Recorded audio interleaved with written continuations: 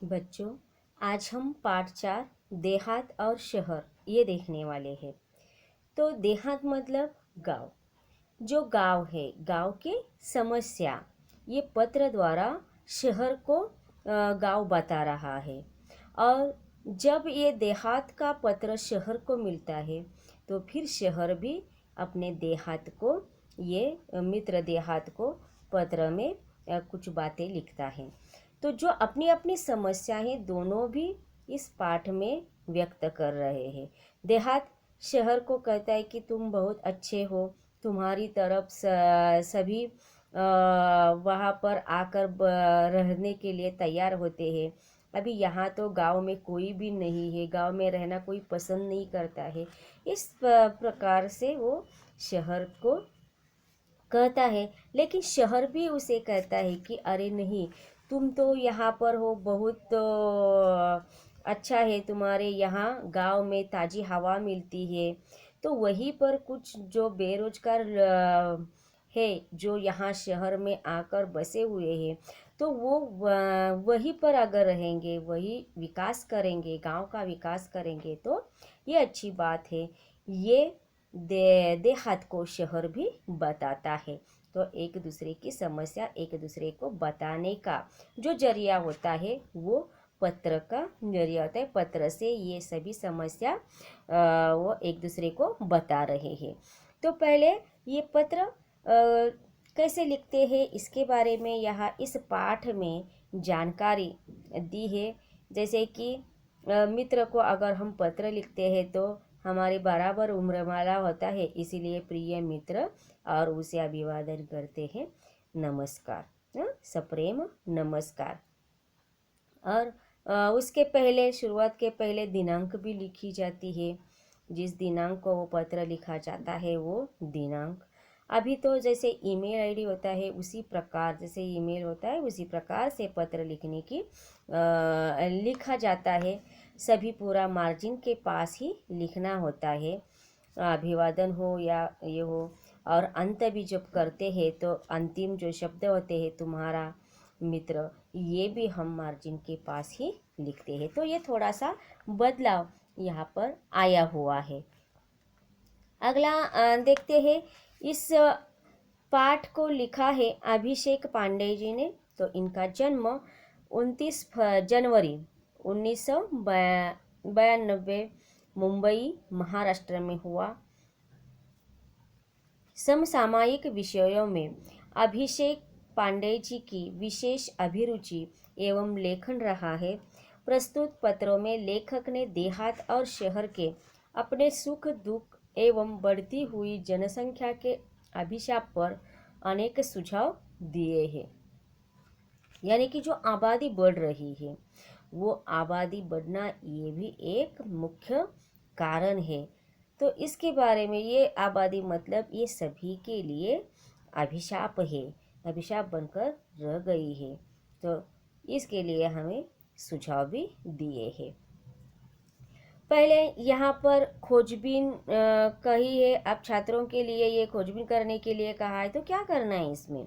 तो डाकघर से प्राप्त सेवाएं बताने हैं और संकेत स्थलों से अन्य सेवाएं ढूंढकर उनकी सूची बनानी है। अब कौन कौन से तो सेवाओं के नाम लिखने हैं कि वहाँ पर क्या क्या होता है, क्या किया जाते हैं काम डाकघर से।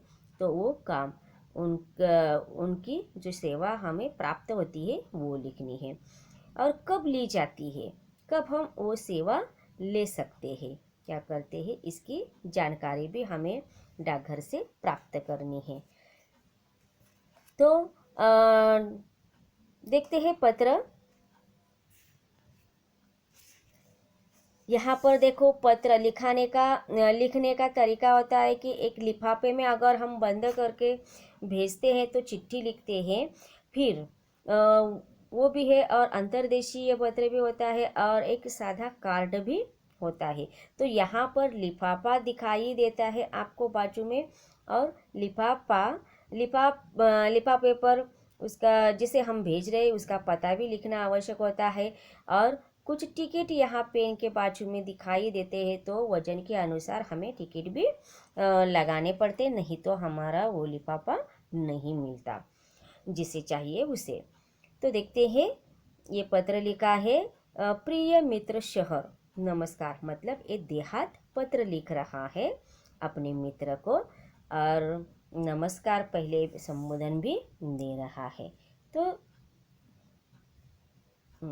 देखो अब विस्तारित रूप से, कल तुमसे बात हुई, मेरे सुख दुख के संबंध में पूछा, धन्यवाद। बहुत सारी बातें मन में हैं, सब कुछ दूरध्वनि पर कहना मुश्किल है। दूरध्वनि मतलब फोन पर सभी बातें करना मुश्किल भी है। सोचा पत्र ही लिखूं। अब मैं अपना दुखड़ा क्या रोऊं। चलिए इस बार कुछ अच्छी बातें भी तुमसे साझा करता हूँ। यानी कि मैं साझा करना मतलब बताना, मैं कुछ अच्छी बातें भी तुमसे बताता हूँ। डिजिटल क्रांति का थोड़ा असर हमारे गांव में भी दिखाई पड़ने लगा है। अभी डिजिटल का सभी जमाना है ना, तो वही प्रभाव गांव में भी अब दिखाई देने लगा है। मोबाइल के माध्यम से नित्य नवीन सूचनाएं हम तक पहुंचने लगी है। स्वच्छ ग्राम, स्वस्थ ग्राम परियोजना घर घर तक पहुंच गई है। तो कौन सी परियोजना घर घर तक पहुंच गई है? तो स्वच्छ ग्राम स्वस्थ ग्राम। तो ये परियोजना सभी के पास अब पहुंच गई है। ग्रामजन भी शिक्षा, स्वास्थ्य, रोजगार, खेती के नवीन औजारों और आधुनिक खेती की पद्धतियों को थोड़ा थोड़ा जानने लगे हैं। घर घर में शौचालय जैसी सुविधा के प्रति लोग जागरूक हो रहे हैं। यानी कि ये सभी जानकारी ये डिजिटल क्रांति के द्वारा ही हमें मिल रही है। हालांकि कुछ परेशानियां अब भी वही की वही है। पीने का पानी लाने के लिए दूर दूर तक जाना पड़ता है। यानी कि कुछ परेशानियां भी है, कुछ सुविधा हुई है, लेकिन परेशानियां भी इसके साथ है। तो कौन सी? तो पानी की समस्या है, पानी लाने के लिए दूर दूर तक जाना पड़ता है। मेरे यहाँ विद्यालय तो है, पर उनमें आवश्यक सुविधाएं नहीं है। विद्यालय तो हमारे गांव से बहुत दूर है।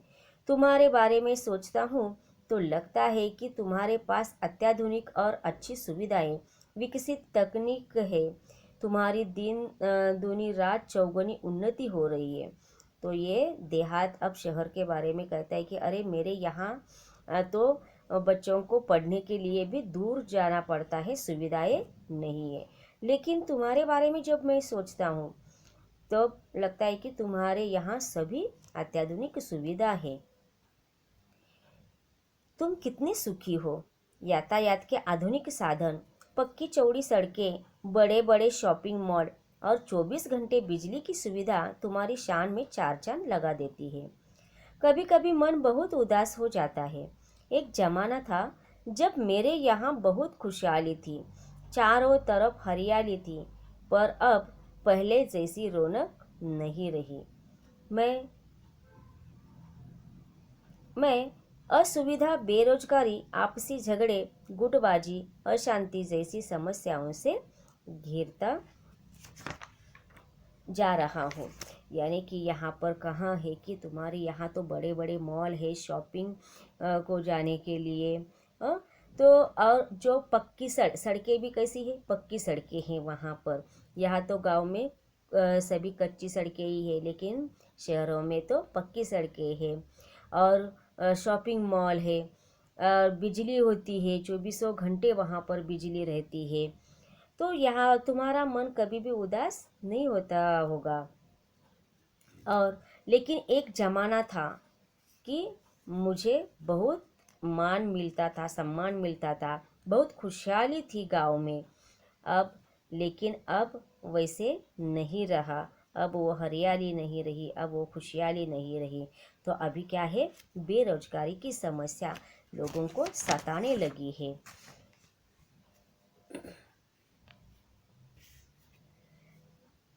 यहाँ के कुछ अशिक्षित और अल्पशिक्षित लोग परिवार कल्याण के प्रति आज भी उदासीन हैं। जनसंख्या भी बढ़ रही है, उनके लिए यहाँ काम धंधा नहीं है। देखो, जनसंख्या बढ़ने के कारण काम धंधा भी, वहाँ रोजगार नहीं मिल रहा है। रोजगार की तलाश में लोग शहर जा रहे हैं। यहाँ काम के लिए मजदूर नहीं मिल रहे हैं। क्योंकि शहर में ही जाकर वो बस रहे हैं, इसीलिए यहाँ काम के लिए मजदूर भी नहीं है। शहरी चमक दमक और आधुनिक सुविधाओं की ओर आकर्षित होकर लोग मुझे अकेला छोड़कर तुम्हारी ओर दौड़ रहे हैं। यहाँ स्वास्थ्य सुविधाएं भी नहीं है, बीमारियां हैं, पर पर्याप्त मात्रा में सुसज्ज और अच्छे अस्पताल नहीं है। लोगों को ठीक समय पर दवा नहीं मिल पाती है। मेरा परिवार टूट सा रहा है। बताइए मैं क्या करूं? अब ये कहता है कि बहुत सारी समस्या है कि रोजगार की तलाश में सभी नवयुवक है वो शहर में जाकर वहीं पर रह गए हैं, और वहाँ जो शहरी चमक दमक से लोग आकर्षित भी हुए हैं, और तुम्हें छोड़कर यहाँ गांव में आना नहीं चाहते हैं। और यहाँ गांव में तो स्वास्थ्य की सुविधाएं भी नहीं है, बीमार लोग पड़ते हैं तो बीमार का इलाज करने के लिए अच्छे अस्पताल नहीं है, लोगों को समय पर दवाई नहीं मिल पा रही है। इसीलिए मेरा परिवार ये टूटा हुआ सा है। अब टूटा हुआ मतलब कैसे? आधे लोग उधर गांव में हैं तो कुछ कमाने के लिए शहर में गए हैं, तो इसीलिए टूटा परिवार है। तो मैं क्या करूं? ऐसे सवाल ये शहर से देहात पूछ रहा है। अंतिम कहते हैं कि तुम्हारा मित्र देहात, और अंत किया है पत्र का यहाँ पर, और उसने लिखा है कि तुम्हारा मित्र देहात। अब ये पत्र आने के बाद, देहात का पत्र मिलने के बाद यहाँ पर फिर उसे उत्तर भी तो देना चाहिए ना। शहर को जब ये पत्र मिलता है देहात का, तब देहात को भी ये शहर पत्र लिखता है। अब देहात को शहर क्या लिखता है ये भी हमें देखना है। तो प्रिय मित्र देहात, नमस्कार। यहाँ पर दिनांक भी फिर से लिखी है कि दिनांक है 15 अगस्त 2017, यानी कि 2017 में ये सभी बातें लिखी हुई है। आज स्वतंत्रता दिवस है। इस उपलक्ष्य में हार्दिक बधाई, यानी कि स्वतंत्रता दिवस के उपलक्ष्य में ये पत्र लिख रहा है। पत्र मिला, तुम्हारी प्रगति के बारे में जानकर खुशी हुई। मित्र, परिवर्तन सृष्टि का नियम है। और ये कहता है कि हे मित्र, ये तो परिवर्तन जो सृष्टि का नियम है, इसमें तो परिवर्तन होने ही वाला है। भला तुम्हारी स्थिति क्यों न बदलती? धीरे धीरे और भी विकास होगा। धीरे धीरे रे मना, धीरे धीरे सब कुछ हो। माली सिंचे सौघड़ा, ऋतु आए फल हो। यानी कि धीरे धीरे ये सब कुछ हो जाएगा, यानी कि माली घड़े से पानी डालेगा और तभी ये माली मतलब कौन है? तो ये बरसात हो जाएगी, और ऋतु हमारे बरसात का ऋतु आ जाएगा तो उसका फल तुम्हें मिलेगा ही। माना कि कुछ परेशानियां हैं। वहाँ के परिवार तेजी से मेरे यहाँ आ रहे हैं, परंतु यहाँ आकर भी सब कहाँ सुखी है? चिराग तले अंधेरा है। यानी कि तुम्हें मालूम है कि यहाँ पर आ रहे हैं, लेकिन क्या वो सभी सुखी है क्या? अब चिराग तले अंधेरा, ये कहावत है, इसका अर्थ है योग्य व्यक्ति के आसपास ही अयोग्यता होती है। तो ये भी हमें देखना चाहिए ना। जिन बस्तियों में, जिन हालातों में वे रहते हैं, तुम सुनोगे तो और बेचैन और व्यथित हो जाओगे। व्यथित मतलब दुख हो जाएगा तुम्हें। मेरे यहाँ की दिन ब दिन बढ़ती भीड़ से मैं परेशान हो उठा हूँ। यानी कि इतनी भीड़ है शहरों में कि मैं ही परेशान हूँ। जिस चमक दमक की तुम बात कर रहे हो वह सबको कहाँ उपलब्ध है? तुम्हारे यहाँ से जो यहाँ आते हैं कई बार बाद में पछताते भी हैं। यानी कि एक बार वो शहर में आते हैं तो बाद में वो पछताते भी हैं। ये तुम्हें इसके बारे में कुछ पता नहीं है। मैं चाहता हूँ कि तुम अपने लोगों को समय रहते अपना महत्व समझाओ। छोटा परिवार सुखी परिवार की बात अब उनकी समझ में आ जानी चाहिए। तुम उन्हें बुराइयों से दूर रखकर विभिन्न व्यावसायिक कौशल्यों, कंप्यूटर संबंधी जानकारी यानी कि तुम्हें क्या करना चाहिए कि कंप्यूटर की ये अलग अलग जो जानकारी होती है वो जानकारी तुम्हें उन्हें बतानी होगी। और कहा है कि खेल तो ग्रामीण जीवन की आत्मा है। दौड़ना, तैरना, पेड़ों पर चढ़ना उतरना तो वहाँ के बच्चों की रग रग में रचा बसा है। आज कितने विख्यात खिलाड़ी गांव से ही आगे बढ़े हैं। उनको प्रोत्साहित करना तुम्हारी नैतिक जिम्मेदारी है। यानी कि उन बच्चों को भी तुम्हें प्रोत्साहन देना चाहिए, ये तुम्हारी जिम्मेदारी है। खेल संबंधी मार्गदर्शन देकर हमारा देश अंतर्राष्ट्रीय स्तर पर प्रगति कर सकता है। अपने गांव को एक परिवार समझकर उसे विकसित करने का प्रयत्न करना होगा और उन सभी में हमें विकास विकास करना होगा। क्यों? क्योंकि ये हमारा अपना गांव होता है, वो एक परिवार होता है। तुम्हारी और मेरी समस्या का मूल कारण दिनों दिन बढ़ती आबादी, अशिक्षा और गरीबी है। यानी कि गांव और शहर इन दोनों की भी क्या समस्या है? तो ये बढ़ती हुई आबादी और अशिक्षा और इसी के कारण गरीबी। मेरे यहाँ लोग रोजगार की तलाश में आना कम कर दे। तुम गांव वालों को सहकारिता का महत्व समझाओ। और आगे शहर कहता है कि तुम क्या करो, गांव वालों को सहकारिता का महत्व समझाओ उन्हें। सहकारिता पर आधारित छोटे छोटे व्यवसाय तुम अपने यहाँ शुरू करवाओ ताकि कृषि आधारित अनेक लघु उद्योग, फलोत्पादन, यानी कि ये करने से क्या हो जाएगा, तो जो भी फलोत्पादन है, औषधि वनस्पतियाँ की खेती, पशुपालन जैसे अनेक व्यवसाय शुरू किए जा सकते हैं। अरे देहात भाई, कितने भाग्यशाली हो कि तुम प्रदूषण मुक्त वातावरण में रहते हो। खुला खुला परिसर, न धुआं, न वाहनों की चिल्लापों, हरे भरे पेड़, ये सब चीजें तुम्हारे पास है। यानी कि तुम कितने भाग्यशाली हो कि तुम्हारे यहाँ पूरी वातावरण ही एकदम शुद्ध है, प्रदूषण मुक्त वातावरण है।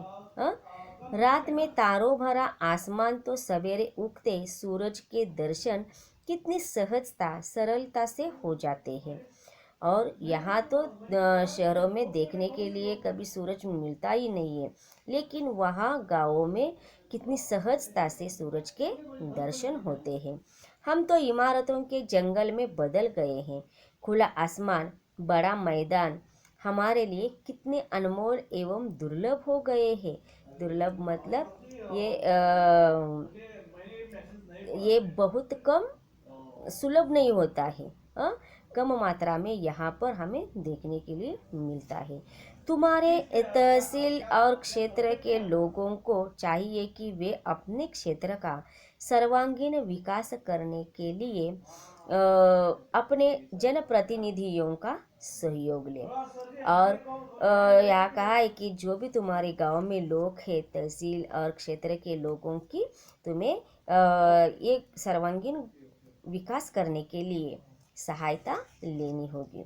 तुम्हारे यहाँ जो बच्चे विद्यालय में पढ़ रहे हैं, यदि अभी से उन्हें सही दिशा, उचित मार्गदर्शन दिया जाए तो भविष्य में वे ही हम सबकी व्यथा कम कर सकते हैं। वे ही हमारे आशा स्थान है। मुझे पूरा विश्वास है कि उन पर अवश्य ध्यान दिया जाएगा। और अगर तुम इसी तरह से उनका सभी का मार्गदर्शन करोगे, उन्हें उचित दिशा दिखाओगे, तो ये उनका भविष्य उज्जवल कर सकते हैं। और मुझे विश्वास है कि तुम इस पर ध्यान अवश्य दे दोगे। तो तुम्हारा अपना शहर। और इसी के साथ साथ वो पत्र खत्म कर देते हैं। तो समझ में आया कि किस प्रकार से पत्र लिखा है और कैसे देहात ने शहर को लिखा, फिर शहर ने देहात को, दोनों ने भी अपनी अपनी समस्याएं बताई। आशा रखती हूँ कि आपको ये पाठ समझ में आया होगा। तो कुछ शब्द दिए हैं यहाँ पर, साझा करना मतलब बांटना, रौनक चमक दमक, व्यथित दुखी। अब कुछ मुहावरे भी है यहाँ पर। उसके पहले विख्यात बहुत प्रसिद्ध आबादी जनसंख्या और चिल्लपो मतलब शोर, जो शोर शराबा होता है ना वो। मुहावरे दुखड़ा रोना, दुख सुनाना, दिन दूनी रात चौगनी उन्नति मतलब तेज गति से विकास, चार चांद लगाना मतलब शोभा बढ़ाना। और कहावत जो मैंने कहा था कि ये कहावत है चिराग तले अंधेरा, तो उसका अर्थ है योग्य व्यक्ति के आसपास ही अयोग्यता होती है। आशा करती हूँ कि आपको ये पाठ समझ में आया। धन्यवाद।